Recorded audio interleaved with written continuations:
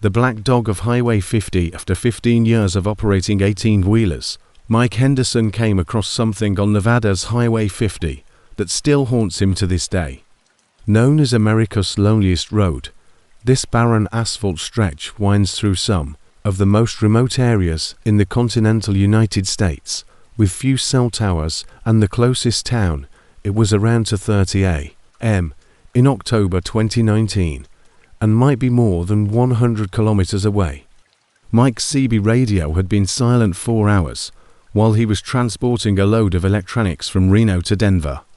The highway was deserted, which is normal for this route, which sees maybe a dozen cars on a good night. The only sounds were when Mike first saw the dog. It was in his headlights, about 50 meters ahead, standing motionless in the middle of the right lane.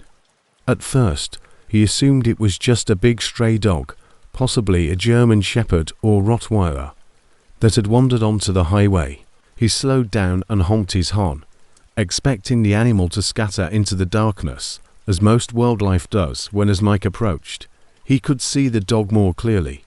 It was enormous, easily the size of a Great Dane, with jet black fur that seemed to absorb rather than reflect his headlights. The dog was facing his truck directly, its eyes glowing an odd yellow-green in the halogen beams, and what most disturbed Mike was how perfectly Mike brought his rig to a complete stop about 10 meters away from the creature, and it stood there like a statue carved from shadow.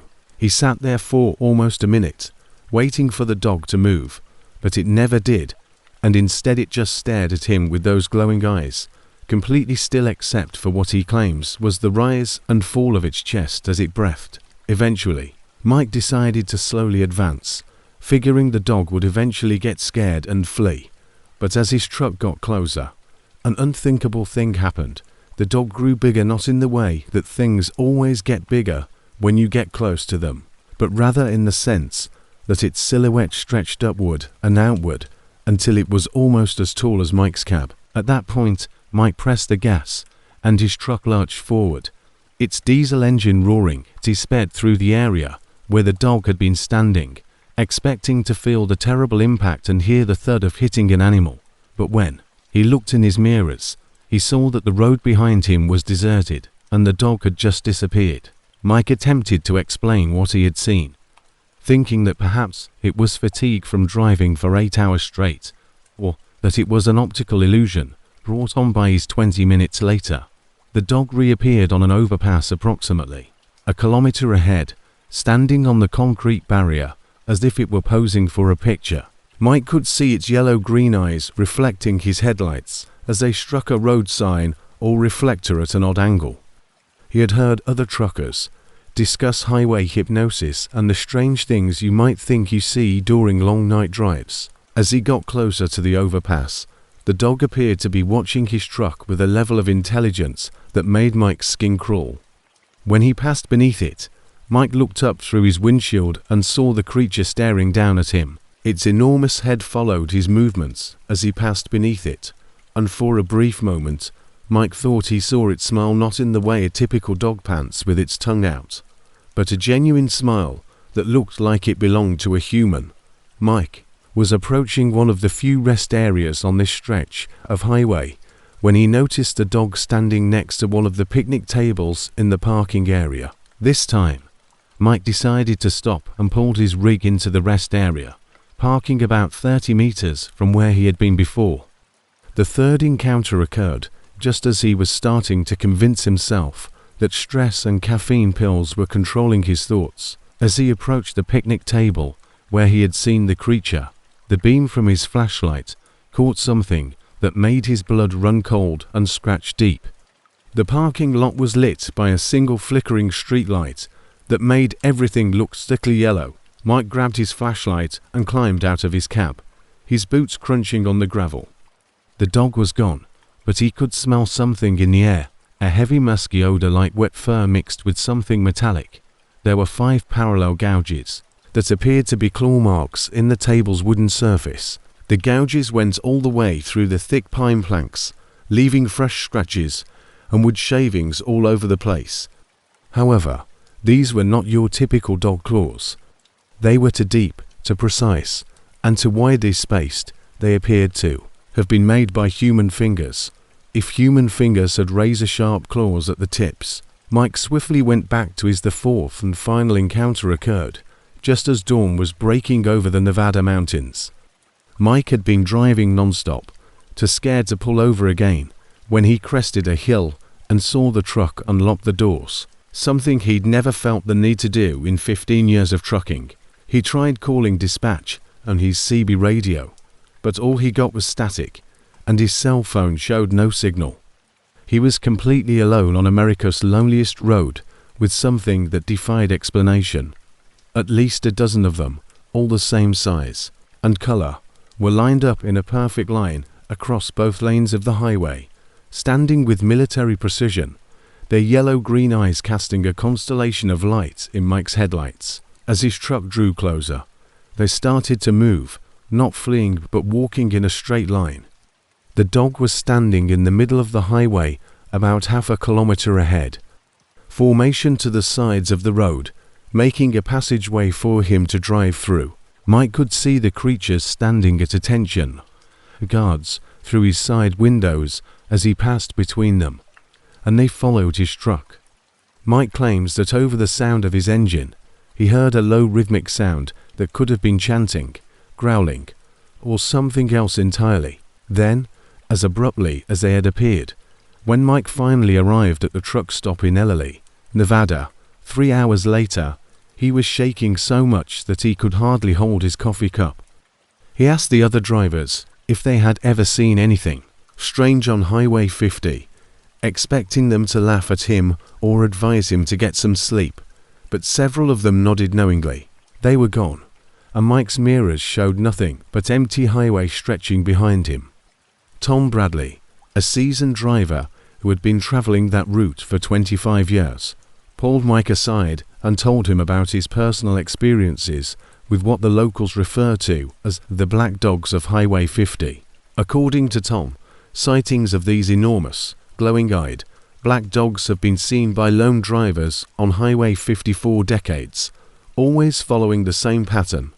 The Pute tribe has stories about them that date back hundreds of years, call them something in their language that means shadow guardians. No one knows what they are or what they want, but over the years, dozens of truckers have seen them. Most of them don't talk about it for fear that people will think they're crazy. Mike reported potential wild animals on the highway to the Nevada Department of Transportation, but all he got was a formal letter thanking him for his concern. He has since continued to drive Highway 50 in that he hasn't seen the dogs in years, but only during the day. However, occasionally when he's driving late at night on other routes, he finds himself checking his mirrors more frequently than usual, because the claw marks at that rest stop are still there. According to other drivers who have stopped to look, the Nevada dot has replaced the picnic table twice, but the scratches always reappear within a few weeks. Park rangers blame vandals, but no one has ever been caught damaging the tables, and surveillance cameras inexplicably stop working whenever. The phantom convoy of Interstate 80, Henderson still drives trucks today, but he never forgets what he saw on America's most lonely road. Sometimes late at night, as he pulls into an empty truck stop, he finds himself looking for yellow-green eyes in the shadows, hoping he never sees them again. Not even ice storms that turned highways into skating rinks, tornadoes that could flip a loaded semi like a toy, and fog so dense you couldn't see your own hood ornament could have prepared Danny Kowalski for what he saw on Interstate 80 during a blizzard in February 2021, while he was traveling eastbound from Des Moines to Chicago. With a load of agricultural equipment, the weather forecast had predicted snow, but the severity of the storm was underestimated by meteorologists. What began as light snow at around 900 p.m. swiftly turned into a full-fledged blizzard, with winds exceeding 60 kilometers per hour and snow falling so heavily that Dee's wipers could hardly keep up. By midnight, visibility had nearly completely disappeared, and Dee was crawling. Danny was traveling at 30 kilometers per hour when he noticed something strange about the truck he was following. The tail lights were too bright, almost luminescent, and his CB radio crackled with reports from other drivers about 50 meters ahead. Some had already pulled over to wait out the storm, while others were pushing forward in the hopes of reaching truck stops before conditions worsened. The lights seemed to pulse rhythmically like a heartbeat and cut through the blizzard with an intensity that defied the conditions. Danny tried raising the driver on his CB radio and cycling through channels 17 to 19 and 21, the frequencies that most truckers monitored and breaker one, which is freight. The swirling snow also had an unusual reddish-orange tint that he had never seen on any modern truck. As they continued through the storm, Danny noticed other trucks joining their convoy one by one. As more cars fell in line behind the lead truck, their headlights created a chain of light through the darkness within an hour. He tried again on channel 17, but all he got was static. He was following the truck with the bright tail light eastbound on I-80. Despite the dangerous conditions, every truck in the convoy aimed precisely the same speed and spacing. There was no wavering, no flashing of the brake lights as drivers struggled with visibility. Danny counted at least 15 trucks moving in perfect formation, all following those abnormally bright taillights. What most disturbed Danny was the precision of their movement. They moved as if they were connected by invisible cables and synchronized in a way that seemed impossible given the conditions.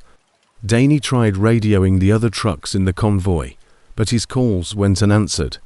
The CB channels were eerily quiet, with no weather reports, no driver chatter, and not even the typical profanity-laced complaints about road conditions that usually filled the airwaves during storms like this one.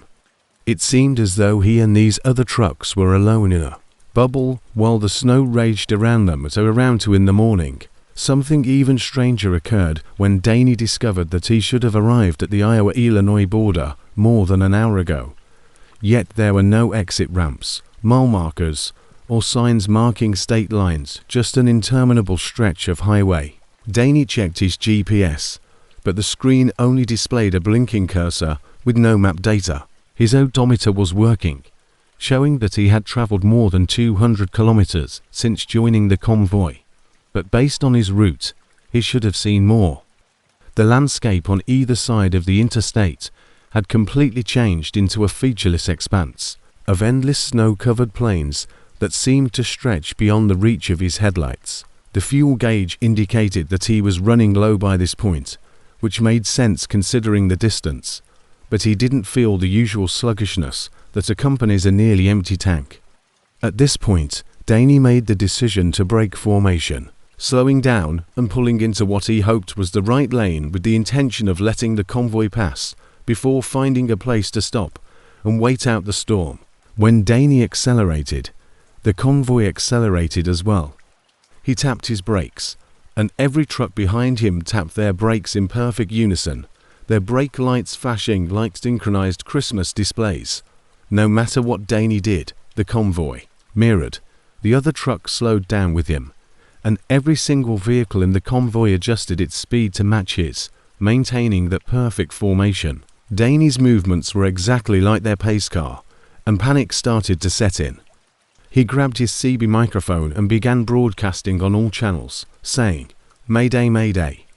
This is Freight Dog on I-80 eastbound. I've got a situation here, anybody? Copy." The static was so loud that it was now broken up by odd noises that could have been voices or just the storm interfering with the signal. Then Danny noticed the exit ramp. Without thinking, Danny jerked his steering wheel to the right and took the exit, desperate to get away from whatever was going on the main highway. As he curved down the ramp, he looked in his mirrors and saw the convoy continuing straight. On the interstate, those pulsing taillights disappearing. Suddenly, in his headlights, they appeared out of the blizzard like a mirage. There was no exit sign, no indication of where it led, just a ramp curving off into the darkness. After driving this route dozens of times over the years, Danny had never seen a truck stop until he entered the storm. It was an old-fashioned plaza with a single building housing a diner, fuel pumps and a small parking area. Despite the blizzard, the lot was well lit, and the pavement was sturdy. For the first time in hours, he was alone with only the sound of his engine and the wind howling outside his cab. Despite the blizzard raging just beyond the truck stop's perimeter, which seemed to be protected by an invisible dome, Danny pulled up to the fuel pumps and climbed down from his cab to find the area deafeningly quiet after hours of wind and engine noise. Inside the diner, he discovered 3 other truck drivers sitting at the counter, all of whom appeared as shaken as he did when he described his "You saw the phantom convoy," said an older driver named Pete, slowly nodding. "It's been happening 4 years, but only during the worst storms," Pete said quietly, "and drivers get caught up in it and follow those lights 4 hours, sometimes all night. Most people don't talk about it because they fear that people will claim they were hallucinating from carbon monoxide or sleep deprivation." Pete claims that the phantom convoy always showed up on I-80 during severe weather, especially blizzards, when drivers would be following a lead truck with abnormally bright tail lights joined by other cars that moved in perfect unison. Those who attempted to break away were unable to do so until they discovered a safe exit. "The scary part," Pete went on, "is that when you check your logbook, you'll discover that the time doesn't add up correctly. You may think you've been driving 4 hours, but your logbook indicates you've only been on the road for 20 minutes. Or you may think you've been following those lights for 30 minutes, but you've actually lost 3 hours." Danny checked his own logbook, an electronic logging device, and according to his records, he'd been driving for only despite spending what seemed like hours in that convoy. His fuel gauge was 3/4 full 45 minutes after he left Des Moines. The diner's waitress, a woman in her 60s named Martha, brought Danny coffee without asking, saying, "You're not the first driver to stumble in here like you've seen a ghost. My grandfather built this location especially for that purpose, and we've been assisting drivers who come across the convoy for as long as stop has been here since 1952. Martha clarified that her family had been aware of the phenomenon for decades. Her grandfather had been a truck driver in the 1940s and had experienced his own encounter with mysterious "We don't advertise, don't show up on GPS, and most drivers can't find us unless they really need to," Martha said. "But we're always here when someone needs help getting away from those lights." Danny spent the rest of the night at the truck stop sleeping in his cab and conversing with other drivers who'd had similar experiences. He opened the truck stop at what he called a break point in the phenomenon, a place where drivers could escape the convoy's influence. Similar incidents occurred in the morning when the blizzard passed and I-80 was clear and normal. Despite the events of the previous night, Danny found the on-ramp with ease and proceeded to Chicago, arriving only an hour behind schedule. On his return trip, he attempted to locate the truck stop again, but it was nowhere to be found. The exit ramp he had taken was gone, and there was no indication that it had ever existed. Additionally, his GPS revealed no records of any truck stops in the area. 6 months later, during a thunderstorm on the same section of I-80, Danny saw the phantom convoy once more. This time, he knew what to look for and was able to spot the exit ramp earlier. Martha was still there, still pouring coffee for shaken drivers who had managed to escape the mysterious lights. Some drivers only see them once. Danny continues to drive I-80 on a regular basis, but he's learned to read the signs when the weather turns severe and the radio goes quiet, when the landscape becomes too uniform and time seems to stretch or compress. He starts looking for that exit ramp and has assisted 3 other drivers. Once more, she told him, "You seem to be sensitive to whatever's causing this.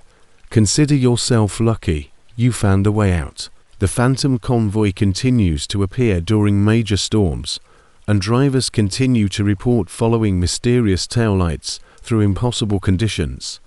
Most people assume it's fatigue or weather-related hallucinations, but some are smart enough to know to look for the exit that isn't on any map. and the truck stop that doesn't exist except when you need it. Over the years, Escape the Convoy taught them to watch for the telltale signs and never to trust those pulsing red lights that seem too bright for the conditions. 3. The midnight radio of Route 287. Carl Martinez had been driving the overnight route between Dallas and Fort Worth for 8 years when he first heard the broadcast that would change everything. It was a Tuesday night in March 2020 at 1:15 a.m. and the waitress has been pouring coffee for lost drivers for more than 70 years. Carl's CB radio had been acting up for weeks, picking up strange interference and distant conversations that seemed to fade in and out like ghost signals. His dispatcher had been chasing him to get it. Carl and I were carrying a load of construction materials down Route 287, which was almost deserted except for the occasional pair of headlights travelling in the clarity. Instead of the usual trucker chatter, he heard what sounded like an old-fashioned radio show, the kind his grandfather used to listen to in the car. Had never heard of K and M, and the call letters didn't match, but the 1940s came with dramatic music and an announcer with that unique mid-century broadcasting voice saying, "Good evening, night travelers." The voice said smoothly, "You're listening to K and M broadcasting live from the crossroads of nowhere and everywhere. I'm your host bringing you the stories that travel our highways after dark." The show went on with what the host called travelers' tales, which were supposedly true stories submitted by drivers about odd encounters on the road. The first story was about a trucker who kept seeing the same hitchhiker at different locations. He tried adjusting his tuner on any station he knew in the Dallas-Fort Worth area, but the signal remained strong and clear on Channel 19. The frequency truckers used for road communication radio shows, though it was strange to hear a radio drama on his CB frequency. Carr was enthralled. The first story was about a driver who took a wrong turn and ended up on a highway that wasn't on any map, leading to a town that had been abandoned for 50 years. The locations were hundreds of kilometers apart, always standing under broken streetlights with his thumb out. The host's voice was hypnotic, and the stories were told with such at around 2:30 a.m. The presenter would remark, "Remember night travelers, the highway keeps its secrets, but sometimes it shares them with those who listen." Each story ended with such passion and detail that it felt painfully genuine. When the show returned to the host's tone, Carl heard what sounded like emergency broadcasts from decades past, air raid warnings from World War II, emergency weather alerts for hurricanes that had hit Texas in the 1960s, and tornado warnings for storms that had already passed instead of commercial breaks. The dates mentioned in these broadcasts were all incorrect, referring to years that had already passed, as if they were current events. Our special caller tonight is a driver traveling Route 287 who has been listening to our broadcast. Carl from Dallas. Are you still with us? Carl's blood went cold. He hadn't called into any radio shows, so he grabbed his CB microphone and keyed up. "Who is this? And how do you know my name?" "We know all of our regular listeners." Carl, the host. Carl's hands were shaking as he held the microphone. "This is impossible. You're broadcasting on CB Channel 19. This frequency is for truckers, not radio shows." The host laughed, a sound that seemed to reverberate. "You've been hearing our signal for weeks now, haven't you? Those conversations that fade in and out, those voices. You can't quite understand. We've been trying to reach you," he said through the radio speaker. "Because you are sensitive to these frequencies, you were selected to hear our broadcast because Carl insisted that you share your story. Of course, every listener eventually joins our program. So tell us, Carl, what's the most bizarre thing?" Through Carl's cab, time works differently on the night highways. Carl's signals from the past, present, and places that might never exist all travel the same roads. During your 8 years of night driving, Carl wanted to end the call and turn off his radio, but something forced him to answer. He told the host about a night 2 years ago when he saw all of the overpass lights flicker in perfect time as he drove beneath them, making a pattern that appeared to follow his truck for more than 50 kilometers. He also talked about another time when his GPS led him to a truck stop that wasn't present when he got there, leaving him stranded on an empty road with no recollection of how he got lost. As Carl talked, he became aware that he was talking about things he had never told anyone about, events he had convinced himself were hallucinations caused by too much caffeine and not getting enough sleep, but that, when he said them aloud, made them feel more real and unsettling than he had initially believed. The host said, "Excellent, Carl." After he concluded, "Those are exactly the kind of encounters our listeners want to hear about, and you'll make a wonderful addition to our regular programming." "What do you mean regular programming?" Carl asked, but the host had already moved on to the next story, which was about a driver who kept getting CB calls from his deceased partner warning him about road hazards that hadn't yet occurred. Carl tried switching channels, but KNTM was now broadcasting on every frequency.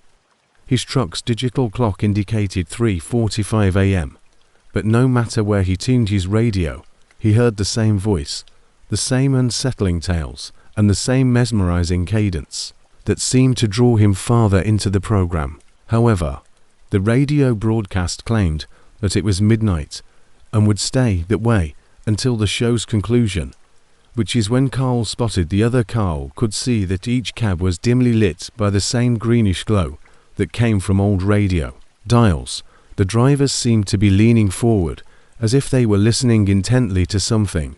Carl tried radioing the other trucks, but received no response. Instead, the voice of the KNTM host came through his mirrors. 3 semis had fallen in behind him, maintaining perfect spacing and speed. "Our traveling audience is expanding. Speaker, Carl, your fellow drivers have been listening to tonight's broadcast as well, and they are all members of our community. Now, what do you want from us?" Carl yelled into his microphone. "We want your stories. The highway gathers experiences, and we keep track of every odd encounter, unexplained sighting, and instance when the regular rules don't apply." The radio show went on, but now Carl recognized some of the voices sharing their stories. One was Jimmy Patterson, a driver who had gone missing 3 months prior on the same route, and another was Sandra Williams, who had gone missing from I-35 the year before. Their voices were enthusiastic and clear as they shared their stories. Stories about strange highways, as though they were calling from cozy studios instead of where they were. Carl's fuel gauge was showing empty, which was not possible because he had filled up in Dallas, and his odometer indicated that he had traveled over 400 kilometers. Even though Route 287 between Dallas and Fort Worth was only roughly 60 kilometers long, the scenery outside his windows had changed to strange rolling hills with radio towers that pulsed in time with the host's voice. "Don't fight it, Carl," the host said, his voice now coming from several speakers in the cab every night. The driver finally joins our broadcast, saying, "The highway has been calling to you 4 years, and now you're finally ready to answer." Carl saw an exit ramp ahead, exit 371, according to the sign, but he knew there was no such exit on Route 287 as he in his mirrors. He saw the convoy of 3 trucks continue straight, their taillights fading into the distance as the K&M signal turned to static. He could have continued following the other trucks deeper into whatever this broadcast represented, or he could have taken the unknown exit and hoped it would bring him back to reality. He yanked the wheel to the right and took the exit, his tires squealing as he struggled to control the heavy truck. Carl spent 20 minutes in his cab trying to comprehend what had happened. When he finally keyed up his radio to call dispatch, his hands were still shaking, and he reported his experience. The scene was a brightly lit plaza where he had stopped dozens of times before his fuel gauge read 3/4 full. His odometer showed the correct mileage, and his radio was picking up normal CB chatter from other drivers complaining about construction delays and speed traps, location and expected arrival time, maintaining a steady and professional voice. But that wasn't the end of Carl's interactions with K&M. Every few months, his radio would typically pick up bits and pieces of the broadcast during the darkest hours of the night. He would hear the host's voice, welcoming new listeners, or hear brief accounts from drivers who had recently disappeared from various Texas highways. The signal was always strongest on Route 287, and Carl became aware of the warning signs, such as the deeper shadows, the difficulty reading mile markers, and the slight change in his engine sound, which indicated that he was being influenced by the broadcast.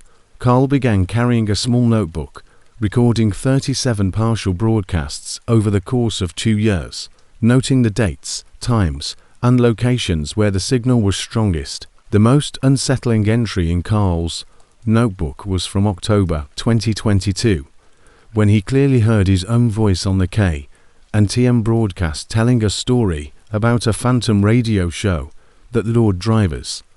He found that the phenomenon wasn't limited to Route 287.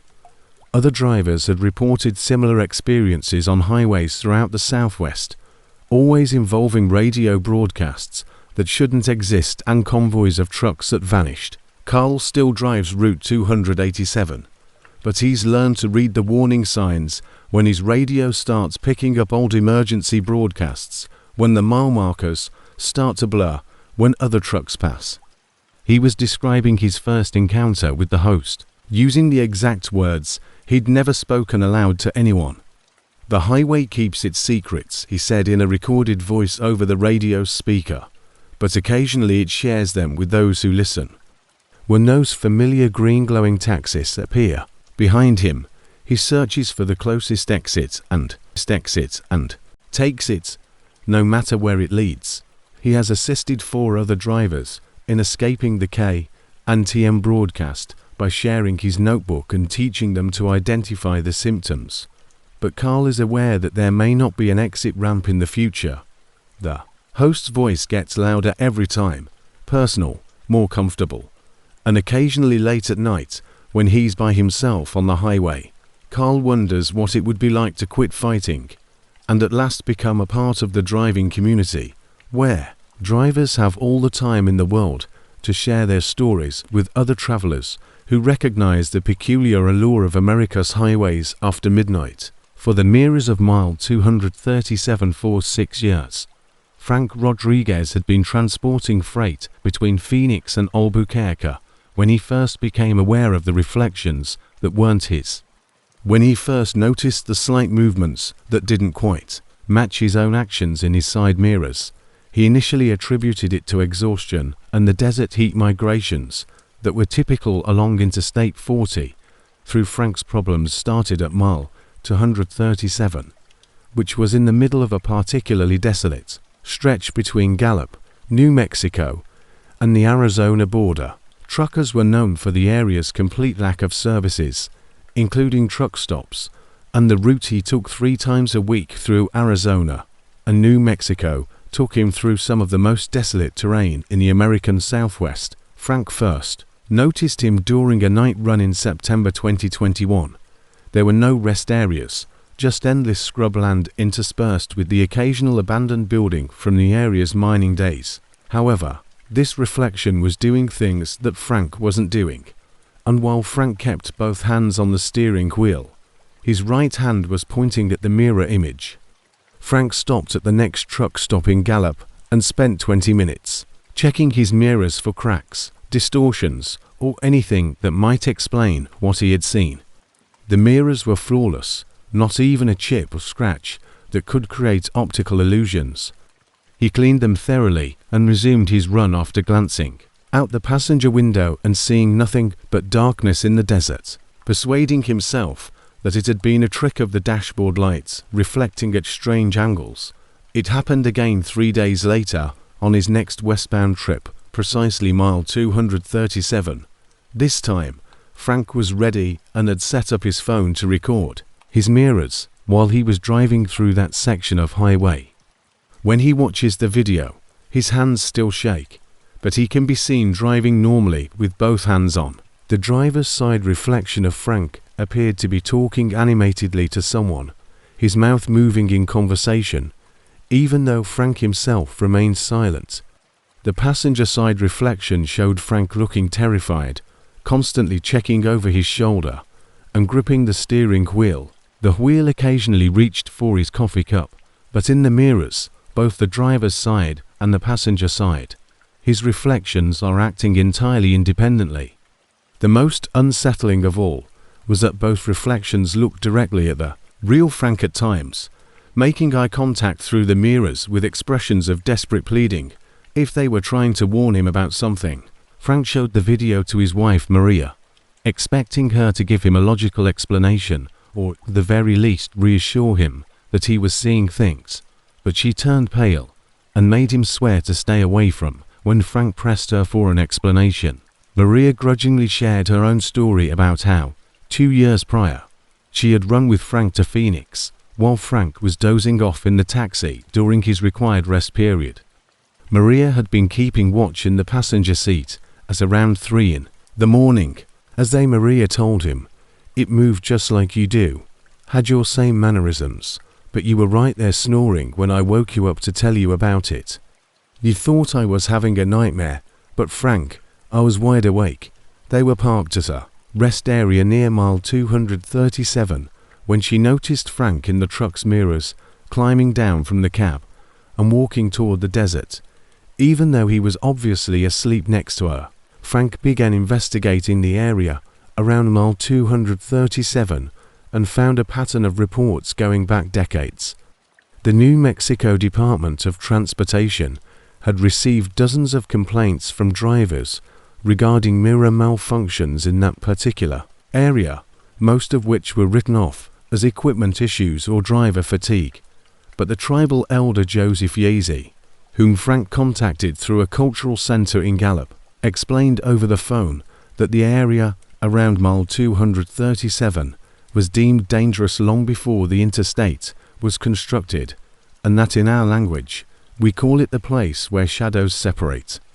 The consistency of the location raised concerns among some state officials, and local Navajo communities had their own explanations for the phenomenon. Yazy told Frank that the issue had gotten worse since the interstate was built in the 1960s because of the constant flow of cars with mirrors and reflective surfaces, which he described as creating a pathway between worlds our people avoided that area because reflections and shadows don't behave properly there, he said. Your ancestor spirits can become confused about which world they belong to, the real world or the mirror world.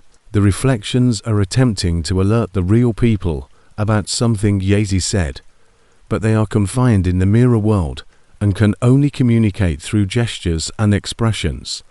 Since most drivers are unable to comprehend what they are seeing, they disregard the warnings, and Frank's encounters grow more frequent and intense over the course of his subsequent trips through mile 237.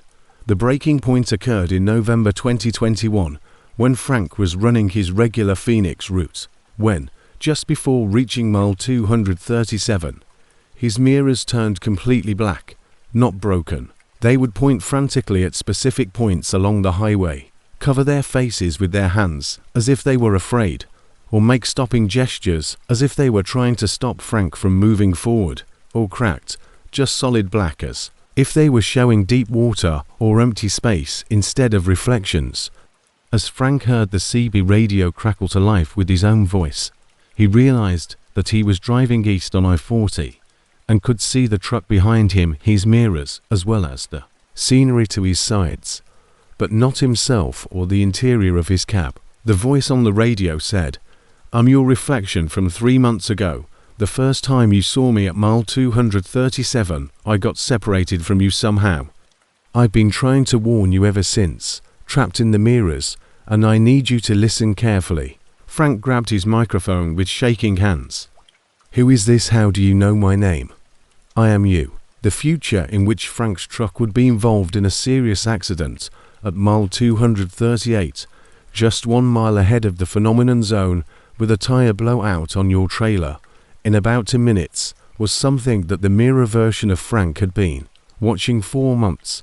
You'll lose control and jacklip across both lanes, the mirror Frank warned, adding, I've watched it happen 7 times now. In an attempt to prevent it, Frank pulled over to the shoulder right away and got out to check. His trailer, the driver's side rear tire, was almost completely bald, with steel belting visible through the rubber. Under normal conditions, it might have lasted another few hundred kilometers, but not on the uneven pavement and steep grades up ahead. Frank called road service and had the tire changed, a delay that likely saved his life.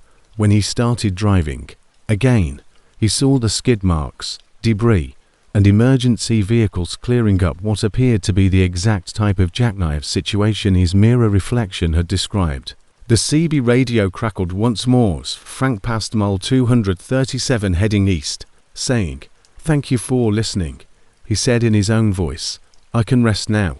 Frank's mirrors then returned to normal, displaying only his usual reflection, but he discovered that other drivers also experienced this phenomenon. Jimmy Torres, who drove the same route twice a week, claimed to see several different versions of himself in his mirrors, all of whom appeared to be Sarah Chen, one of the few female drivers who frequently drove that route, described seeing her reflection signing frantically in what she recognized as American Sign Language, despite the fact that Sarah was not deaf and did not know ASL.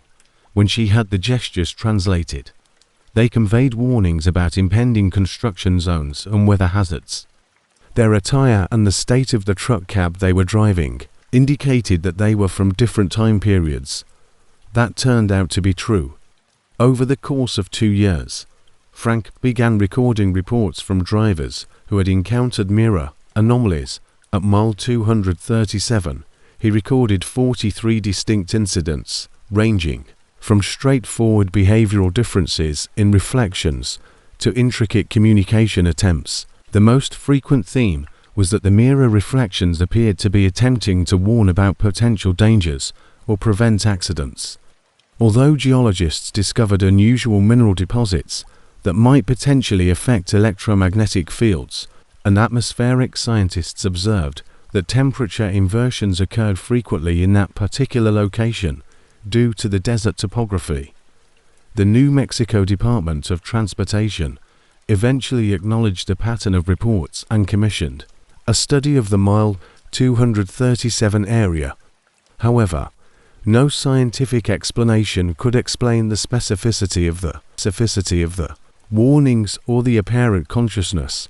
Though environmental factors may contribute to optical illusions, the official report concluded that the consistency of experiences suggested an unexplained phenomenon worthy of ongoing observation. Frank continues to drive the Phoenix-Albuquerque route, but he has developed a ritual for passing mile 237. He carefully checks his mirrors before entering that stretch of highway, and if he notices any unusual behavior from Frank's strategy has been adopted by other drivers, who treat their mirror reflections around mile 237 as an early warning system rather than a source of fear. Because of his reflection, he pulls over instantly and thoroughly inspects his truck. The mirror warnings have helped him avoid 3 more potential accidents, including a brake failure that his reflection detected by frantically pumping an imaginary brake pedal. An informal network among regular drivers on that route sharing. Frank keeps a picture of the mile 237 marker on his dashboard as a reminder to pay attention when he gets there. Sometimes, when he looks at the picture, he swears he can see a faint reflection of himself waving from somewhere inside the image, as if all the mirror versions of drivers who have passed through that area are there. He compares notes on the accuracy of the warnings and learns about what their reflections have shown them. 5. The rest stop that wasn't there yesterday. Bobby Chen, who had been traveling the same route between Portland and Seattle for 4 years, found the rest stop that shouldn't be there, located exactly 17 kilometers south of Olympia on Interstate 5. They have managed to maintain their connection to the real world while continuing to protect their flesh and blood counterparts from the dangers that only they can see coming. Bobby first noticed the rest stop during his usual Tuesday morning southbound run.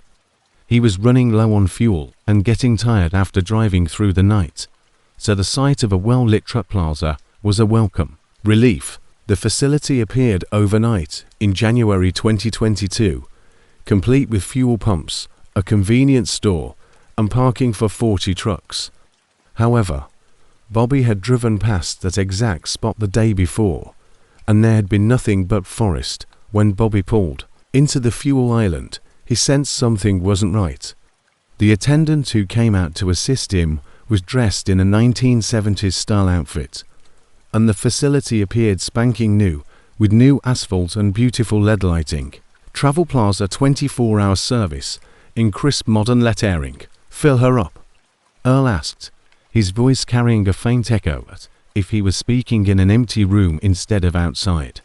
Wearing a brown polyester shirt, an orange vest, and a name tag that simply read Earl, the man looked to be in his 60s, with well-groomed grey hair and an unusually bright smile. "Yeah, Diesel," he said. Earl's smile remained unwavering as Bobby climbed out of his taxi and said, "This place is new, right? I drive this route twice a week, and I've never seen it before. We've been here as long as we need to have been here," Bobby said. "Because time works differently at truck stops. You know, some folks find us right when they need us most." Inside the convenience store, Bobby discovered shelves filled with items he hadn't seen in years, including magazines and candy bars in packaging from the 1980s, soda brands that had been phased out decades earlier, and fuel pumps that were outdated analog models with spinning numbers. The diesel flowed smoothly, and the price per gallon was suspiciously low, nearly 50 cents less than anywhere else on I-5. With illogical cover dates, a copy of Truckers Monthly was dated March 1995, but the headlines mentioned recent truck models and current events, and the cashier was a woman in her 50s with a name tag that read Dolores, a beehive hairstyle, and cat eyeglasses that shouted 1960s, and she handled the antique cash register with little practice. When Bobby paid for, Dolores gave him change in coins that appeared to be brand new, but contained dates from the 1970s and 1980s. "You seem confused, honey," she said, her voice echoing slightly from Earl's first visit to Cascade View. "Yeah, I guess so. When did this place open?" Dolores engaged Earl, who had followed Bobby inside, in a meaningful glance. "We opened when the highway needed us." Bobby left the rest stop feeling uneasy, but unable to pinpoint why. The facility had been clean, well-staffed, and convenient. The fuel was inexpensive, and his truck ran fine. But something about the encounter bothered him for the remainder of his drive to Portland and 2 days later on his return trip to Seattle. He said that some truck stops serve the road, and that we serve the drivers who need a different kind of rest. Bobby pulled over at the next exit and called the Washington State Department of Transportation after being transferred 3 times before he finally found someone who could access records of commercial developments along I-5. He knew exactly where it should be again, 17 kilometers south of Olympia, just after the Highway 101 exit. But when he arrived, there was nothing but the same dense forest of Douglas fir trees that had always been there. "Are you sure about the location?" Bobby was positive.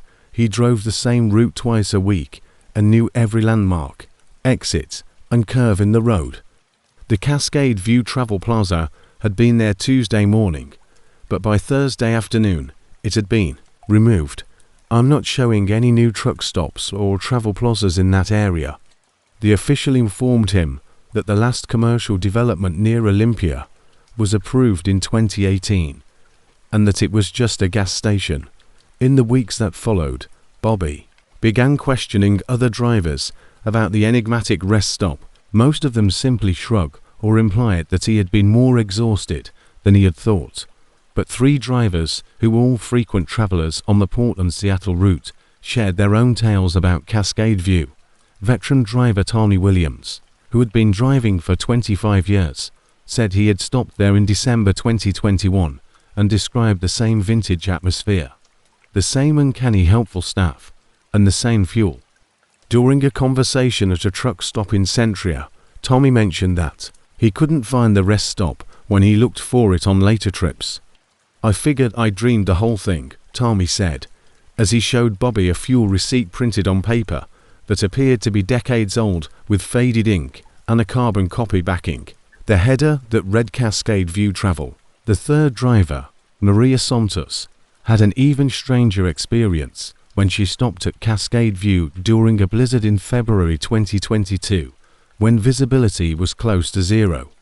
The plaza had an illegitimate address and a phone number that, when Bobby called, only produced a recording that said, "You have reached a number that is no longer in service or has never been in service." In spite of the severe weather, the rest stop was fully operational and looked like a beacon in the whiteout conditions. The strange thing was that Maria explained that there was no snow in the parking lot, not even a flake. Even though the storm was raging all around the rest stop, it seemed as though a dome of clear weather protected the area, and Earl told me that storms couldn't reach Cascade View because it was a pocket of stability between destinations. Maria had slept in her taxi for 4 hours at the rest stop while the blizzard raged outside. When she woke up, the storm had passed, and she was parked on the shoulder of I-5 with no rest stop in sight. Her fuel gauge indicated that she had filled up somewhere, and she had a receipt from Dolores, but the area where she had stopped was just a desolate forest. Bobby became fixated on finding Cascade View once more, changing his schedule to drive the Portland-Seattle routes at different times of day and night. He looked up the history of that section of I-5 to see if there had ever been any truck stops or commercial developments there. What he discovered was unsettling. County records revealed that a truck stop called Cascade View Travel Plaza had actually existed there until 1987, when it was demolished following a string of accidents and mysterious events. Originally constructed in 1974, the Cascade View facility served drivers for 13 years before closing permanently. According to newspaper archives Bobby discovered at the Olympia Public Library, truckers had a reputation for losing time there, discovering vintage items that shouldn't have been there, and interacting with staff members who appeared detached from reality. The last incident that resulted in the closure of the truck stop concerned a driver named Robert Martinez, who vanished after pulling into Cascade View in November 1987. 3 days later, his truck was discovered parked at the rest stop, with the engine still running, but Martinez was nowhere to be found. His disappearance prompted a state investigation that found multiple irregularities in the facilities. Earl Thompson had worked at Cascade View from 1974 until his death in an automobile accident in 1981, and Dolores Peterson had worked there from 1975 until her death from cancer in 1983. However, both were listed as active employees on the payroll until the facility closed, which was the most upsetting aspect of the operation. Despite the disturbing implications, Bobby continued to search for Cascade View, though realizing that he had been interacting with people who had been dead for decades. He came to realize that the rest stop only appeared when drivers actually needed it, not just for food or fuel, but for something deeper. In March 2022, Bobby discovered Cascade View once more during one of the worst nights of his career. The familiar lights of the rest stop appeared in his headlights as he battled to stay awake on the dark highway, fighting micro-slumber episodes that could have killed him and other drivers. Earl greeted him at the fuel pumps with the same timeless smile. "You look like you need more than just diesel tonight, Bobby," Bobby said. He had been dealing with a family crisis, hadn't slept well in 3 days, and was pushing himself far beyond safe driving limits. Bobby slept for 6 hours in that back room, the deepest and most peaceful sleep he'd had in weeks, and when he woke up, he felt truly refreshed for the first time. Dolores had a court set up in the back room and said gently, "Relaxation stops aren't just for trucks, and sometimes drivers need to rest their souls too. You've been carrying too much weight lately, and not the kind you haul in your trailer. The highway takes care of itself," Earl observed as Bobby got ready to depart. "But sometimes we need help taking care of ourselves.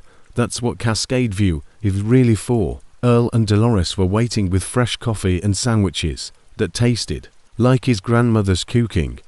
Bobby attempted to pay for the petrol, food, and lodging, but Dolores waved him away. As Bobby drove away, he looked in his mirrors and watched the rest stop fade into the forest, its lights dimming until there was nothing but darkness and trees. He realized now that there were cascade views in the spaces between normal reality, appearing when the demands of the highways became too much for a driver to handle. "You've already paid," she said, referring to someone who needed us to be here. Handle alone. Bobby continues to drive the Portland-Seattle route and continues to search for Cascade View on his most trying journeys.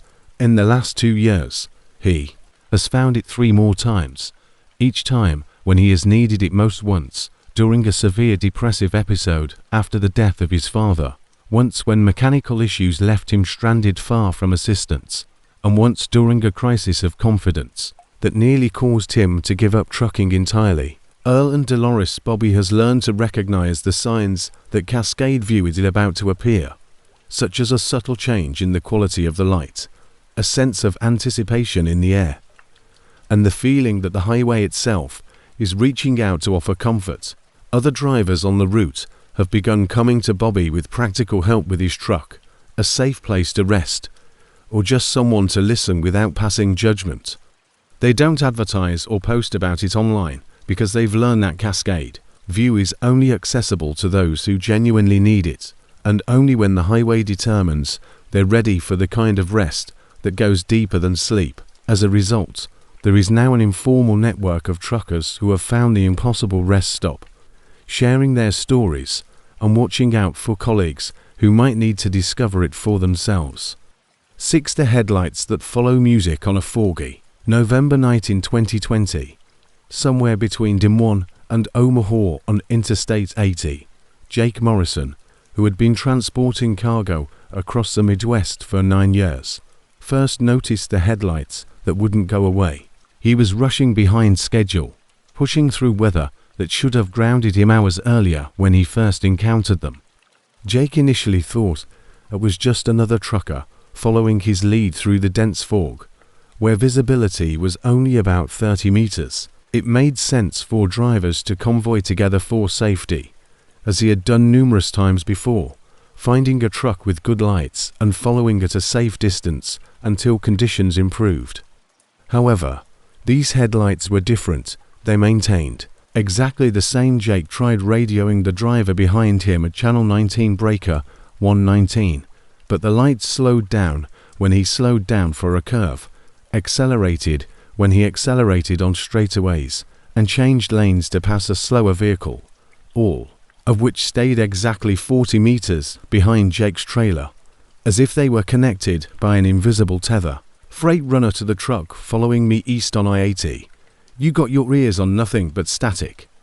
He tried Channel 17 and 21, but the fog started to clear around midnight, and Jake thought he would finally get a clear view of the truck that had been following him for more than 2 hours. However, as visibility improved, he noticed something strange. The headlights were there twice. Jake rubbed his eyes and looked again, seeing that there was no truck attached to the perfectly round beams that cut through the darkness. The headlights behind his trailer hung in the air as if they were mounted on an invisible vehicle, moving with fluid precision as they followed the highway's contours, banking around curbs and adjusting height, but nothing was visible to support them. Jake pulled over at the next rest area, his hands shaking. Unblinking and unflinching, Jake grabbed his flashlight and climbed out of his cab, determined to solve the mystery. As he brought his rig to a stop, the headlights behind him pulled over, keeping a 40-meter distance. They sat there in the parking lot, 2 beams of light pointing directly at Jake's trailer. As he approached the lights, they started to back away, keeping the same distance, and when Jake advanced, they stopped. They withdrew. It resembled a strange game of tag with an imaginary object. "What do you want?" Jake yelled into the night, feeling silly, but anxious for answers. The headlights briefly dimmed and brightened, which could have been coincidence or acknowledgement. Before resuming their stationary position, they started to move in a pattern, sweeping back and forth, as if they were looking for something. Jake went back to his truck and called his dispatcher, but the conversation didn't go well. How do you explain that you're being followed by disembodied headlights? Jake ended up reporting mechanical issues and taking his required rest break early, in the hopes that the lights would go away. The headlights remained patient and unmoving in Jake's mirrors when he woke up 6 hours later.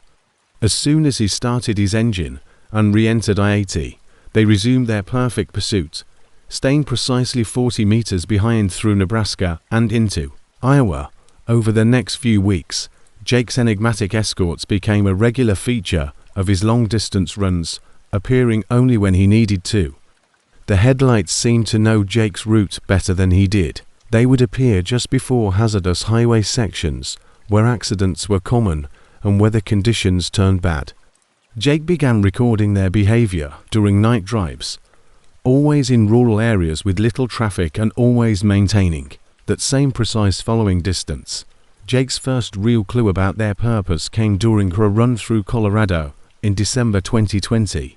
He was transporting electronics from Denver to Kansas City when a sudden blizzard struck the eastern plains. Within minutes, visibility dropped to zero, leaving Jake completely lost on the road. It was as if they were attempting to escort him safely through dangerous driving conditions created by construction. The headlights came on a highway he had traveled hundreds of times, but this time they didn't follow him. Instead, they pulled alongside his cab at the exact speed he was traveling, guiding him through the whiteout. When Jake needed to change lanes, the lights moved first, showing him the safe route. When he came to curbs, he couldn't see the lights banked ahead of him, indicating the direction of the road. For 3 hours, those when the blizzard finally passed close to the Kansas border, the lights returned to their normal position 40 meters behind Jake's trailer.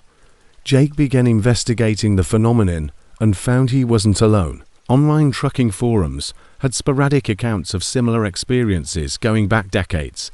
Phantom headlights were Jake's eyes in the storm, guiding him safely through some of the worst driving conditions of his career. Encounters with ghost lights, phantom escorts, and guardian beams that emerged in hazardous situations to direct trucks to safety. One post in particular attracted Jake's attention. Walter Kim, a retired driver, recounted an incident from 1995 on the same section of I-80 where Jake first noticed the lights. Walter had been caught in a severe ice storm and was having trouble controlling his rig when a pair of headlights appeared, seemed to lead him to safety. They knew where every patch of black ice was, Walter wrote. He led me to a truck stop I didn't even know existed and around 3 jackknife trucks, saving my life without a doubt. I never saw them again after that night, but I still search for them whenever I drive that route. Jake got in touch with Walter via the forum's private messaging system, and during their phone chat, Walter shared the 40-meter following distance, the precise movements, and the way the lights appeared to foresee road hazards before they became visible were all details that perfectly matched Jake's experiences. Walter explained that back in the 1970s and 1980s, people used to talk about them and called them highway angels or road spirits. The theory was that the lights were from trucks that had been in fatal accidents and were still attempting to warn other drivers about the dangers. Similar to Jake's experience, Walter led him to the archives of trucking magazines from the 1970s and 1980s, where he discovered dozens of similar stories. The stories followed recurring patterns, with most reports coming from the same corridors that Jake frequently traveled: I-80 through Iowa and Nebraska, I-7 through Kansas and Colorado, and I-35 through the during a run in February 2021. While transporting machinery from Chicago to Denver, Jake's knowledge of his phantom escorts was further developed. The truck's brakes weren't failing entirely, but they were spongy and unreliable, making it dangerous enough that Jake should have stopped right away for repairs. The headlights came on as soon as Jake realized he had a problem. But this time, they behaved differently. Of trailing him, they shifted to his left side and started flashing in a particular pattern. 3 quick flashes, pause, pause, 1 flash. They continued this pattern repeatedly as they slowly led Jake to an exit he was unaware of, which led to a small truck repair shop that, despite Jake frequently traveling this route, he had never seen before. The mechanic, an elderly man named Ree, appeared to be anticipating him. "Saw your lights coming down," the Ree stated. "I thought you might need some help, because these brake lines are about to let go completely. You're lucky you stopped when you did." Ree was inspecting Jake's brake system. Ree nodded, aware that 3-to-1 is the old highway emergency code that truckers used in the past, as Jake detailed the peculiar light pattern that had led him to the shop while Ree was working on the truck. Ray had been working on trucks at that location for 45 years and had heard dozens of stories about phantom headlights guiding drivers to his shop. "This place sits at what you might call a crossroads of the spirit world," he said. "Lots of accidents. On these trucks, prior to the widespread use of CB radios, 3 flashes indicated mechanical trouble, 2 indicated medical emergencies, and 1 indicated a request for help. Your guardian lights were telling you they knew about your brake problem. Some people believe that the lights on roadways over the years represent the spirits of drivers who lost their lives while attempting to assist others who were still performing their duties." Jake continued to experience the headlights for 2 more years, but as he grew more adept at spotting and avoiding potentially harmful situations, the lights appeared less frequently. In March 2023, during what Jake now understands was a test, he was driving through a severe thunderstorm in Oklahoma when he came upon a jackknife truck blocking both lanes of I-35. The final encounter occurred less frequently, as if they sensed that he was growing capable of protecting himself. The accident was so recent that Jake's phantom headlights appeared instantly, but instead of directing him around the accident scene, emergency responders positioned themselves to illuminate the crash scene. Working in the beam of those enigmatic lights, Jake was able to extract the injured driver and administer first aid until paramedics arrived, and the ambulance drove away with the rescued. Emergency responders had not yet arrived, and the driver was trapped in his cab. Jake realized his training was complete. The phantom lights had taught him not only how to recognize danger, but also how to assist other drivers in trouble. He had become what they were a guardian of. As he turned to thank his illuminated assistants, he noticed that the headlights were fading for the first time in more than 2 years. They gradually dimmed until they vanished entirely, as if someone were gradually turning down a rheostat. Highway Jake continues to drive the same routes and keeps an eye out for drivers who might need assistance. He has a remarkable ability to recognize dangerous situations before they become serious, and over the past year, he has prevented dozens of potential accidents. Other drivers have begun to talk about a trucker who shows up at the exact right time to offer assistance, as if materializing out of nowhere when help is needed. Is required primarily at night on deserted highways. Jake notices new sets of phantom headlights in his mirrors, always 40 meters away, constantly keeping watch over younger drivers who are still learning to read the dangers of the road.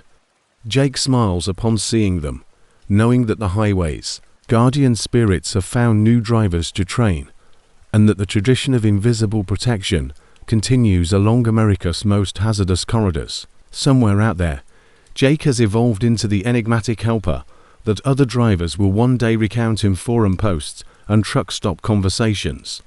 He is another ghost story in the rich folklore of America's highways, a guardian angel keeping watch over those who live their lives on the road. 7. The engine that started itself. Rick Hoffman had been driving the same Peterbilt 379 for 8 years when it started starting itself in the middle of the night.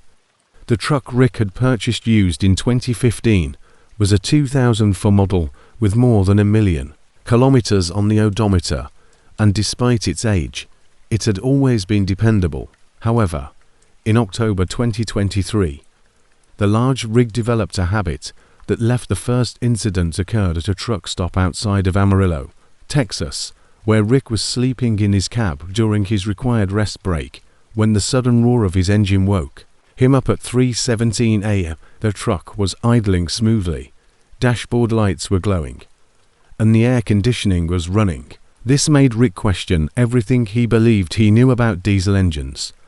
The cab was empty, the doors were still locked from the inside, and Rick's keys were exactly where he'd left them on the small table next to his bunk. The engine was running flawlessly, displaying normal oil pressure and temperature readings, but Rick was positive he'd shut it down before going to sleep, so he turned off the engine and frantically ran to the front of the cab, as if someone had climbed into the driver's seat and turned the key, tried to explain what had happened, thinking that perhaps he had forgotten to turn off the engine entirely, or that there might have been an issue with the ignition switch.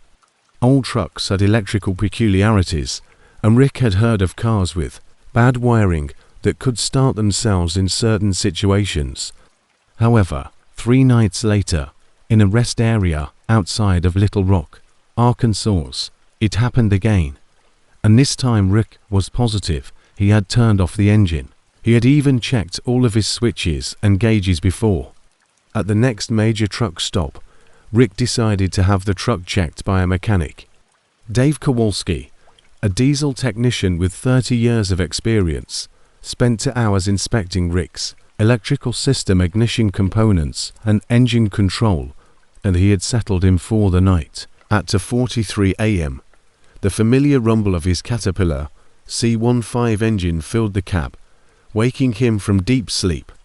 There is no mechanical reason why this truck should be starting on its own, and Dave reported that the wiring is in good condition and the ignition switch is operating correctly. He also suggested that Rick might be experiencing a phenomenon known as phantom activation, which is brought on by electromagnetic interference from nearby cell towers or radio transmissions, was uncommon, but not unheard of in older trucks with analog electrical systems, he explained. Rick wanted to accept the scientific explanation, but over the course of the following month, his truck started itself 11 times, all between 2:30 and 3:30 a.m., and always while Rick was asleep. The breakthrough occurred on a chilly November night at a truck stop in Joplin, Missouri, where Rick was lying awake waiting for 2:30 a.m. because the timing was so perfect that he started setting his alarm for 2:25 a.m. to see the phenomena himself. Rick heard footsteps outside his truck that made his blood run cold, then heard someone climbing into the cab below him. He stealthily grabbed his flashlight and slipped to the edge of his bunk to peer down into the driver's area, where he saw a figure sitting in his seat, but it wasn't quite solid. It looked translucent like a hologram or projection, wearing a flannel shirt and using a trucker's cap that appeared to be decades old. The spectral driver reached for the ignition with movements that seemed completely natural, and the engine roared to life in response to his phantom touch. The figure checked gauges and adjusted mirrors that didn't need to be adjusted with the practiced efficiency of an experienced trucker, then settled back in the seat as though getting ready for a long haul. Rick watched in horror as the Spectre went through a thorough pre-trip inspection without leaving the after about 10 minutes.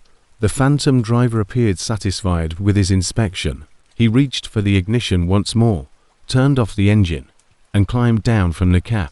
Rick heard the footsteps fade away. The ghost checked the cab's air pressure, tested the lights, and examined the instrument readings. Everything the ghost did was methodical and professional, adhering to procedures Rick recognized from his own training. When morning arrived, Rick asked other drivers if they had ever encountered anything similar. Most of them shook their heads or made jokes about ghost riders, but an older driver named Sam Rodriguez pulled Rick aside for a serious conversation. "You bought that truck from Johnson's used rigs in Dallas, didn't you?" Sam asked. Then, silence. Returned to the truck stop. Rick nodded, and Sam's face darkened. That was Tommy Brennan's truck, which he had driven for 15 years. before suffering a heart attack in 2015.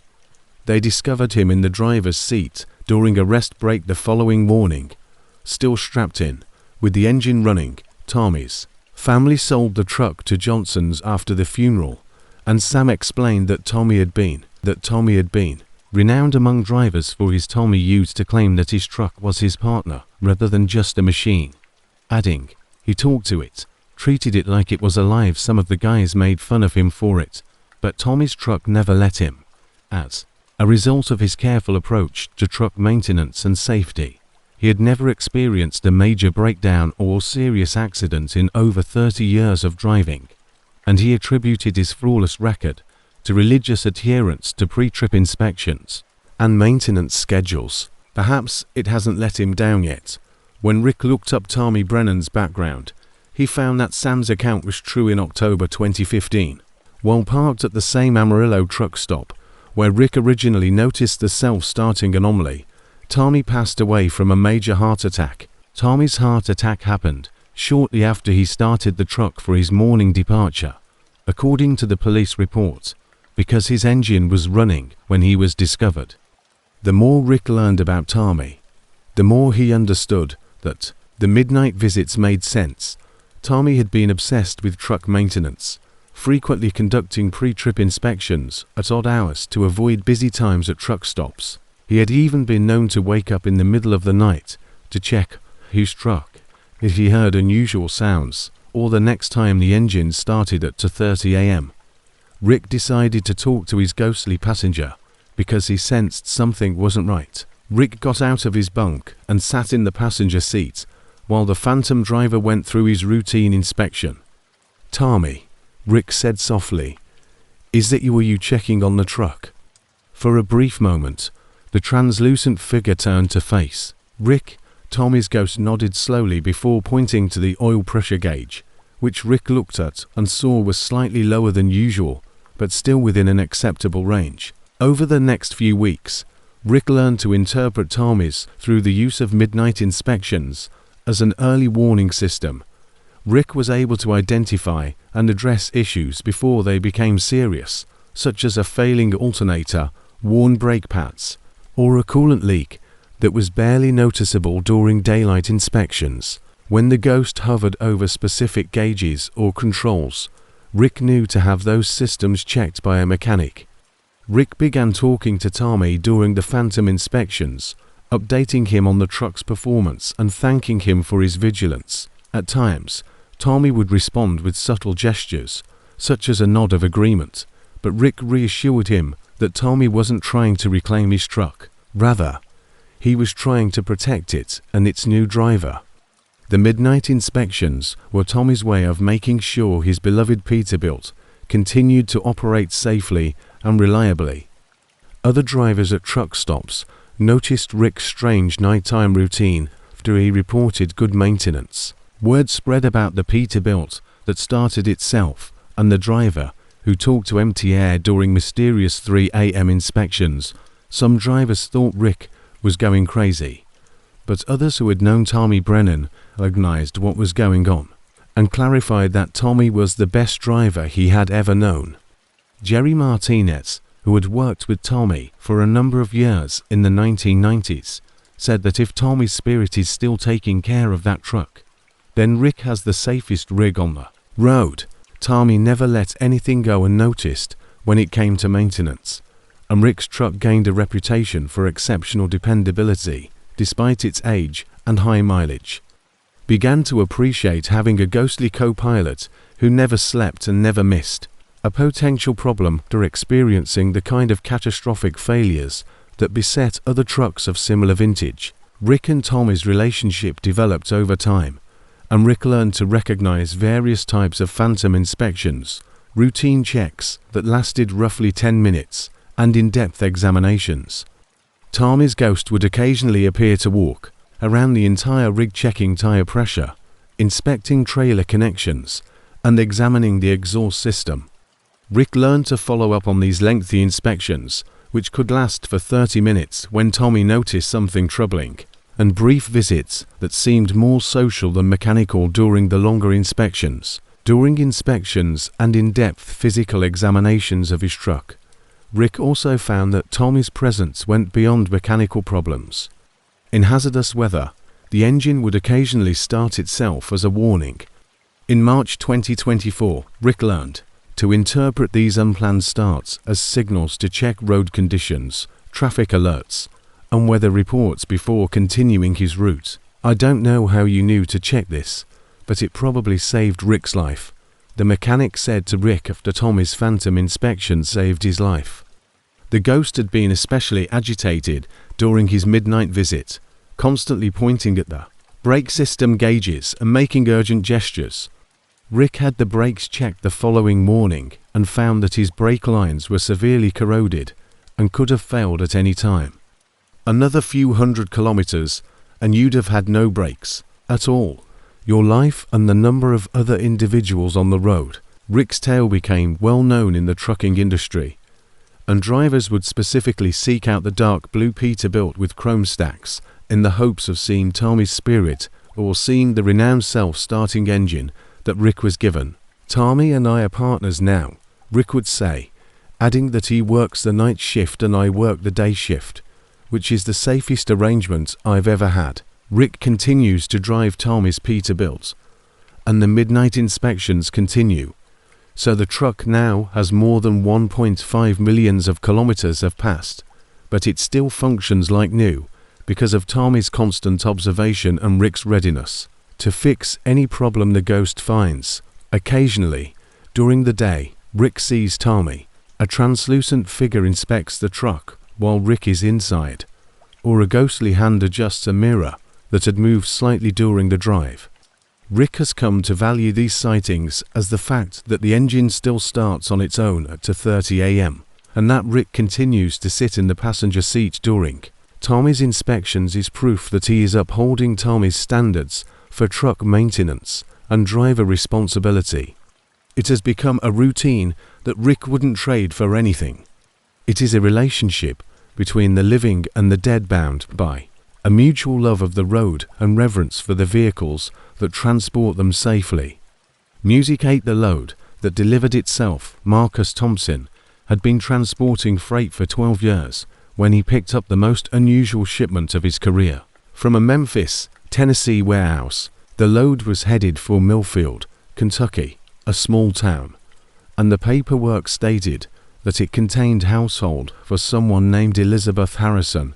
The job was unusual not because of the cargo Marcus had moved innumerable household shipments over the years, but rather because of the way the load seemed to have a mind of its own. The issue began even before Marcus left the warehouse, when the loading crew was securing the last of the boxes and furniture in his trailer, when he noticed that some items, like an antique rocking chair, kept shifting position even though they were properly strapped down. "Weird," muttered Tony, the warehouse supervisor, as he examined the trailer. "We've been loading trucks for 20 years, and I've never seen cargo shift like this while we were still working on it. Maybe the straps are too loose." They resecured everything with additional tie-downs, and trucks that had been loaded near the front of the trailer was somehow now sitting in the middle section. Boxes marked kitchen items had rearranged themselves into a neat pyramid that hadn't been there when the loaders finished. Additional blocking. But by the time Marcus finished his paperwork and pre-trip inspection, the cargo had moved once more. The rocking chair was now directly behind the cab, and several boxes had inexplicably moved to different parts of the trailer even though they were securely anchored. Marcus chose to go ahead and make the delivery, assuming that whatever was causing the shifting would stop once he got on the highway. But as he drove north through Tennessee, he heard sounds from the trailer that shouldn't have been there. At midnight, approximately halfway to Kentucky, Marcus pulled into a rest area to check his load. When he opened the trailer doors, he discovered that the cargo had completely reorganized itself. This was not the typical creaking and settling of secured cargo, but rather intentional movements, as if someone was moving around back there rearranging things. Marcus stared at the arrangement for a few minutes, trying to comprehend what he was seeing. The cargo hadn't just moved, It had been purposefully arranged with care and thought someone had set up a living room, complete with a rocking chair, next to a small table, boxes labelled books neatly stacked beside a reading lamp, and a couch facing what would have been a television if one had been present. Marcus muttered, "This is impossible," and took out his phone to take pictures of the scene. He saw that many of the boxes were now open, their contents neatly displayed rather than packed for shipping, and that one box marked Elizabeth's China had been unpacked with all of the items that had been unpacked from the boxes and placed exactly as they might appear are a real home. As though someone had been about to serve tea, fragile plates and teacups were set out on the small table next to the rocking chair. Marcus tried calling his dispatcher, but the call went straight to voicemail. He tried to call the Memphis warehouse, but all he received was an automated message stating that the facility was closed. With no other choice, Marcus carefully secured what he could and headed toward Kentucky, intending to resolve the situation with the customer. When Marcus arrived in Millfield, Kentucky, the following morning, he heard the trailer's noises continuing through the night, not just bumping and shifting, but deliberate movement and what sounded like footsteps, the scraping of furniture being moved, and occasionally what might have been humming or soft singing. The melody was old-fashioned and faint, like the kind of tune his grandmother might have hummed while doing housework in the 1950s. According to a neighbor, the property had been unoccupied since the mid-1990s, when the last occupant, an elderly woman named Elizabeth Harrison, passed away, and her heirs sold the land to developers who never constructed anything. The street number on his paperwork led to an empty lot covered in weeds and dotted with the foundation stones of a house that had been demolished years prior. The delivery address was missing. "I'm looking at the booking right now, Marcus. The customer called last week, demanding immediate pickup and delivery. She specifically asked for you by name, saying you'd handled moves for her family before, and she paid in cash." His dispatcher, Janet Morrison, was equally perplexed. "There's no house here, and the customer passed away nearly 30 years ago." When Elizabeth Harrison called on Tuesday afternoon, legitimate Janet read Marcus the information from the booking sheet. She gave the Memphis warehouse address for pickup and the Millfield delivery location. It seemed that she had known Marcus' schedule and asked him to handle the shipment himself because of his reputation for handling fragile items carefully. But Marcus said that was not possible. Last week, Marcus opened his trailer once more to document the situation for his company's insurance purposes. What he discovered defied explanation even more than the previous night's rearrangement.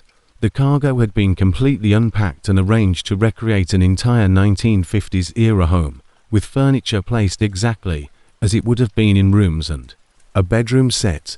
If she had died in the 1990s, she couldn't have called. The most unnerving aspect was the attention to detail. Family photos had been taken out of their packing boxes and placed on tables and dressers. A handwritten letter sat on the kitchen table. The ink faded, but the words were still legible. The bed was made. The clothes were laid out as though someone was going to wear them. The kitchen was equipped with dishes for a meal that was never served, and the living room was set up for entertaining guests who would never show up. The letter was signed Elizabeth Harrison in a complex script that matched the handwriting on several other documents strewn throughout the makeshift rooms. An investigation into Elizabeth Harrison's background revealed a complex story she'd lived alone in. "I hope you understand, my dear family, why I had to return home one last time. There were things I needed to finish before I could rest." According to county records, a storage unit housing Elizabeth's remaining belongings had been abandoned when the monthly fees weren't paid in 1996. Millfield for more than 50 years after her husband died in the Korean War.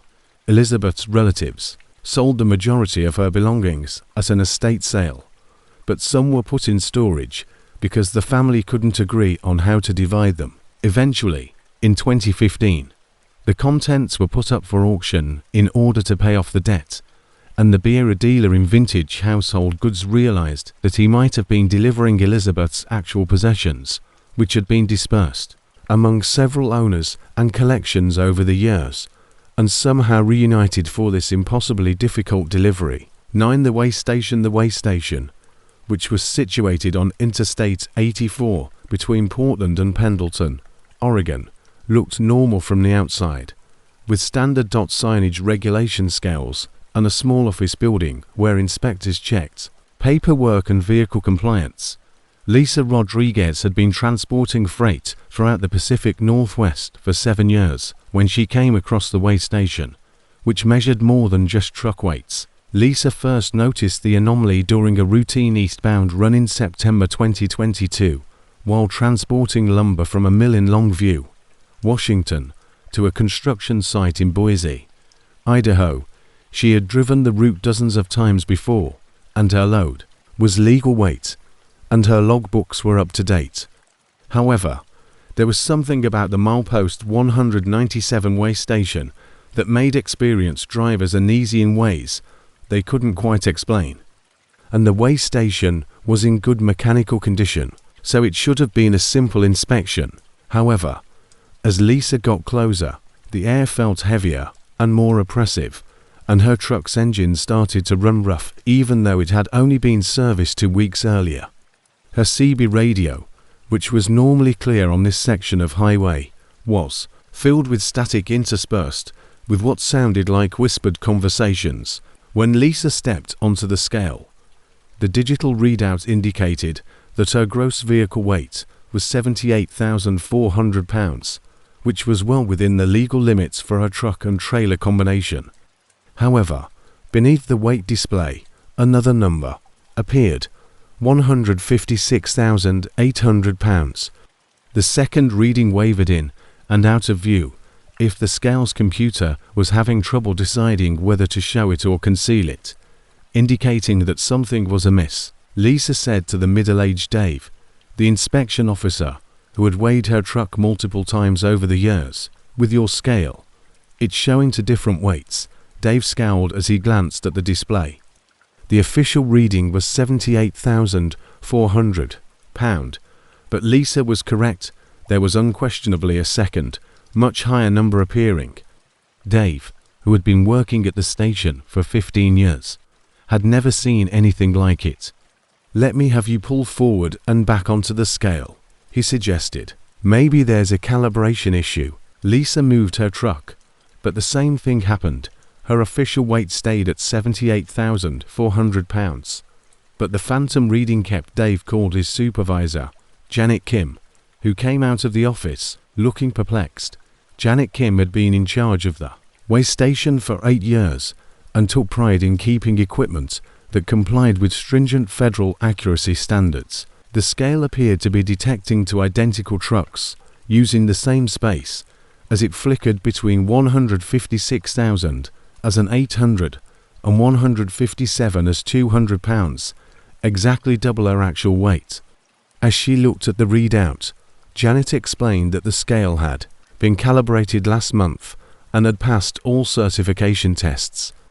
"According to our system, everything is operating normally, but I can understand what you're talking about." As Janet and Dave talked about the technical issue, Lisa noticed something else odd. Her truck's mirrors displayed. Janet asked, "Mum, could you step out of your cab for a moment? I want to see if the readings change when there's no one in the driver's seat." The reflection of her rig sitting on the scale was perfect, but it looked like it was sitting a little higher than her actual truck, as if it were resting on an invisible platform or second set of scales. The scale is somehow detecting additional mass that isn't physically present, but our calibration logs show the equipment is functioning, Lisa said as she descended and moved to where Janet and Dave were examining the scale display. The official weight stayed the same, but the phantom reading jumped to 157,600 pounds, an increase that roughly matched Lisa's body weight perfectly. Janet chose to record the event and called the Technical Support Division of the Oregon Department of Transportation. While they awaited instructions, Lisa described her experience approaching the way station which included engine issues, radio interference, and a general feeling of unease. Now that you bring it up, Dave mentioned that we've had a number of drivers complain about similar problems over the past few months, including radio static engine performance issues. When Janet examined the station's incident logs, she discovered a pattern of complaints from June 2022 about drivers complaining about electrical issues, navigation system malfunctions, and unexplained weight readings that didn't match their actual loads. The most alarming were reports from multiple drivers who claimed to have seen, when the ODOT technical team arrived that afternoon, they spent 6 hours testing the scale equipment. Their instruments verified that the scales were correctly calibrated and operating within federal specifications, and the computer systems revealed no hardware or software issues. But the phantom weight readings persisted whenever specific trucks crossed the scales. The phantom reading is always roughly double the actual vehicle weight. Robert Chong, the lead technician, explained that this secondary reading occurs on about 30% of the vehicles that use this station. However, there is no pattern that we can identify. It affects different truck types, loads, and drivers. Robert's team also confirmed the dual shadow phenomenon and found something even more unsettling.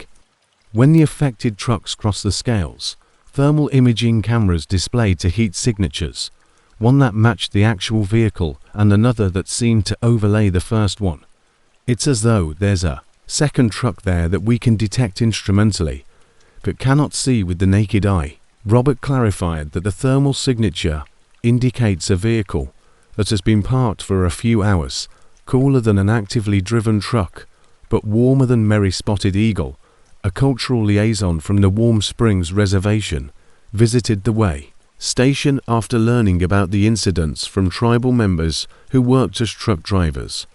This area has always been significant to our people, and Mary explained that the old stories talk about it as a place where the spirits of travelers who died on the trail would gather when someone died. The first clue to understanding the phenomenon came from local Native American communities regarding ambient temperature. According to Mary, the section of I-84 where the way station was situated followed an old trading route that was used for centuries by native tribes. The route had seen its share of tragic travelers who perished from illness, accidents, or severe weather while attempting to transport goods between coastal and inland communities. During a journey, their spirit would continue traveling the same routes in an attempt to finish the trip they never completed. When Lisa looked into the history of accidents in the area, she discovered that there had been many truck-related deaths since the 1960s, when I-84 was first built through the Columbia River Gorge. Weather-related accidents were frequent in the area because of sudden fog ice storms and strong winds that could topple loaded trucks. One accident report from 1987 especially described Lisa's experience. Just 2 kilometers east of the present-day way station location, a lumber truck like hers had jackknifed during an ice storm. Miguel Santos, the driver, was killed instantly, but his truck continued to slide down an embankment for several hundred meters before coming to rest.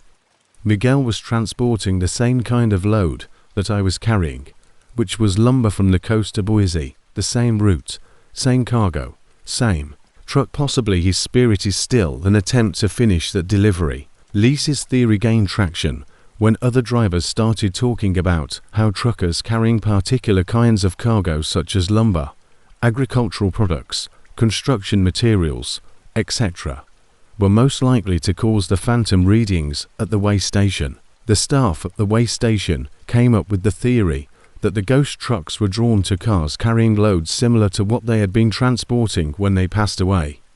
There was an unofficial procedure for dealing with the unusual readings. When phantom weights showed up, they would note them in their reports, but only use the real vehicle weights for safety and legal reasons. Drivers were told that the secondary readings were the result of equipment calibration and shouldn't be taken seriously, but Lisa and other seasoned drivers were more aware of the fact that they were sharing the road with the ghosts of truckers. who had perished while attempting to finish their routes, still bearing their spectral loads toward places they would never reach. Lisa started to treat her experiences with the phantom truck as a sign of respect for her profession. When the double weight readings showed up at milepost 197, she would silently thank Miguel Santos and any other spirits who might be accompanying her on her safe journey. When she saw the second shadow or sensed the presence of the invisible truck, she would say to her mirrors, "I hope you find your way home." Other drivers followed suit, transforming the way station from a source of anxiety into a memorial for truckers who had lost their lives while on the job. The Oregon Department of Transportation eventually recognized a pattern of unusual readings, but labeled them as unexplained instrumental phenomena instead of the way station at milepost 197 has evolved into an unofficial memorial where the living and the dead share the road as equals united by their commitment to delivering their cargo safely to its destination. Elisa continues to drive the Portland-Boise route on a regular basis and has learned to recognize when the spirit trucks are active on foggy days or during weather conditions similar to those that caused historical accidents. The phantom readings are more frequent and more pronounced during these times. Destination 10.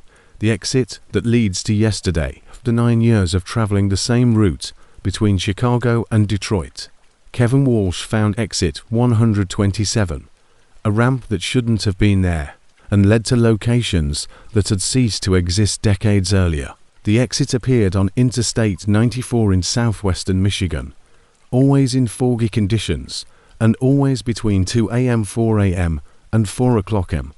The first time Kevin took the enigmatic escape was during a severe November storm in 2021, while he was transporting car components from Chicago to a Ford facility in Dearborn, and the freezing rain had made it difficult to see. This happened every time Kevin was running behind deadline. Kevin had driven this section of I-94 hundreds of times and had never seen an exit for Millbrook, but the green highway sign emerged from the fog exit 127 downtown Millbrook gas food lodging. Almost nothing. His delivery was already 6 hours late, and his dispatcher was threatening to dock his pay if he missed the morning production schedule. The exit ramp dropped sharply, and the fog grew thicker as Kevin descended, swirling around, his cab like a scene from an old black and white film.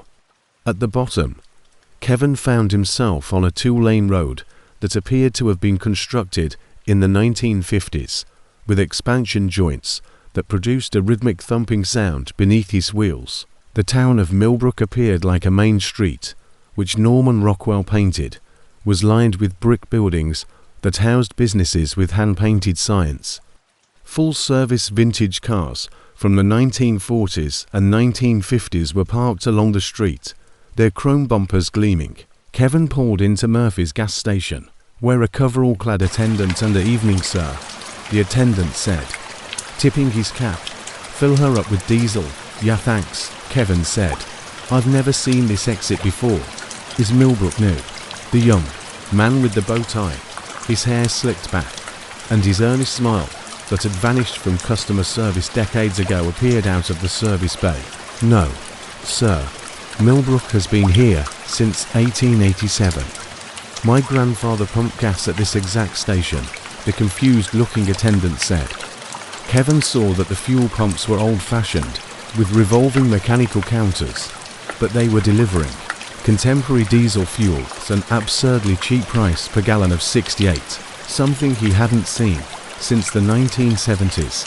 Kevin discovered shelves filled with items he hadn't seen in years, including glass Coca-Cola bottles, candy bars, motor oil in metal cans, and an elaborate mechanical cash register that required the attendant to touch buttons and pull levers.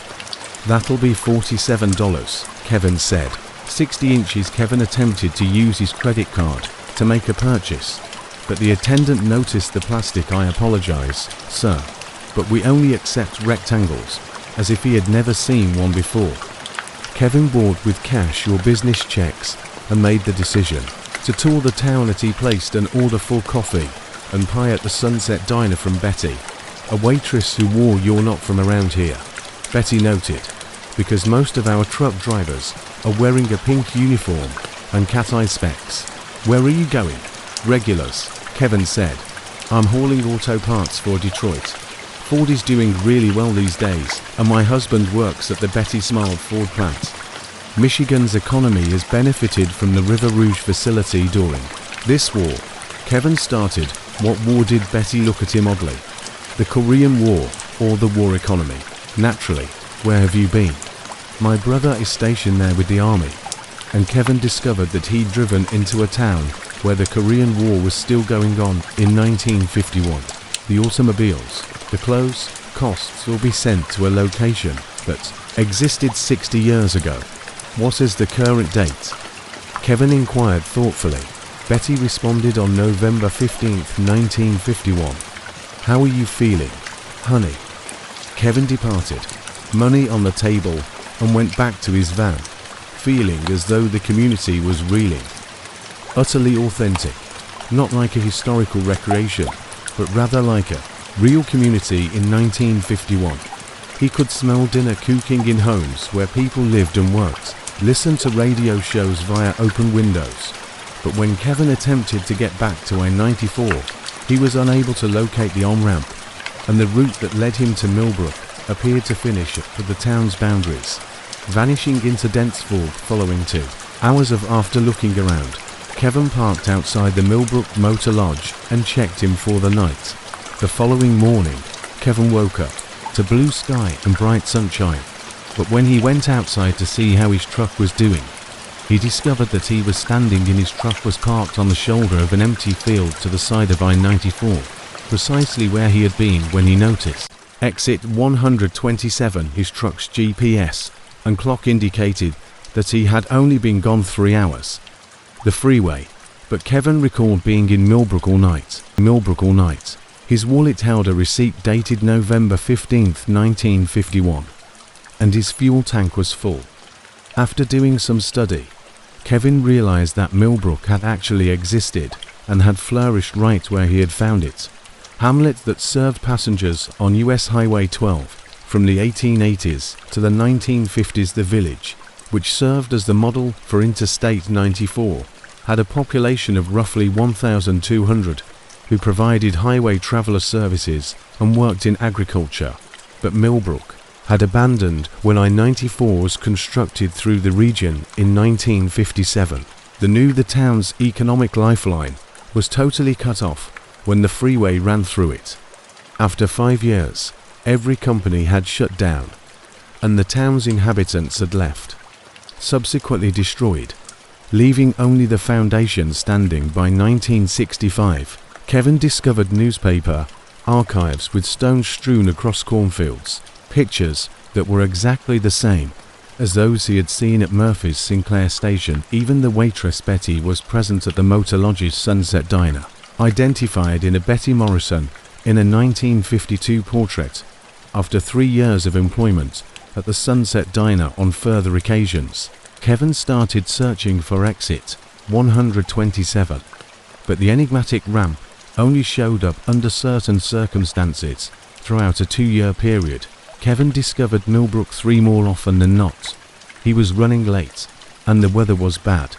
The first time Kevin would refuel at Murphy's station and eat at the residence of the town recalled him from earlier times when the Sunset Diner occasionally spent the night at the Motor Lodge. Inquires about his origins, as though he were a frequent client on his third. When Kevin asked Betty about the town's future during their tour, she appeared perplexed. "Do you mean that Millbrook has existed for 64 years and will likely continue to do so for another 64? Kevin discovered that Phantom Millbrook's residents were unaware that they were living in the past or that their community was for them. 1951 represented the present, and the future was filled with promise. Kevin's last visit took place in March 2024. This time during a blizzard. Something had changed. The town appeared to be fading around the edges and less substantial. A number of businesses were shuttered, and other structures seemed translucent. Sales signs. Betty was still present at the diner, although she appeared worn out and older. slow lately, she informed Kevin, and the state is considering constructing a new roadway that would fully avoid Millbrook, and some are concerned that Kevin recognized what he was seeing. As the town's timeline drew near, Millbrook's last moments were spent seeing its decline. "It's been good knowing you, Betty," said Millbrook as I-94 opened and sealed his doom in 1957. As he was about to depart, Kevin added. Betty grinned piteously. "You take care too, honey. Have a safe trip." Kevin has never again located exit 127. It appears to be a mystery ramp, to have vanished with Phantom Millbrook.